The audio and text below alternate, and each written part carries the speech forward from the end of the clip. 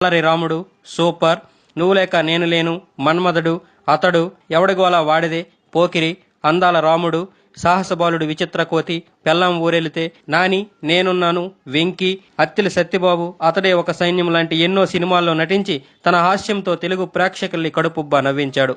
ప్రతి సినిమాలో బ్రహ్మానందం కావాలనేలా చేసుకున్నాడు. తన డేట్స్ లేకపోతే పెద్ద పెద్ద హీరోల సినిమాలు సైతం వాయిదాలు పడేవి. అతన్ను పెట్టి శాటిలైట్ అమ్ముకున్న సినిమాలెన్నో.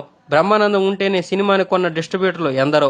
పోస్టర్ పై తన ఫోటోని చూపించి బిజినెస్ చేసుకున్న సినీ నిర్మాతలు ఎందరో. తనకు పోటీ ఎవరూ లేకపోవడం కూడా కలిసొచ్చిందనే చెప్పాలి. 2000 నుండి ఎంటర్ అయిన సునీల్ తనదైన శైలిలో దూసుకుపోతూ బ్రహ్మానందానికి గట్టి పోటీనిచ్చాడు.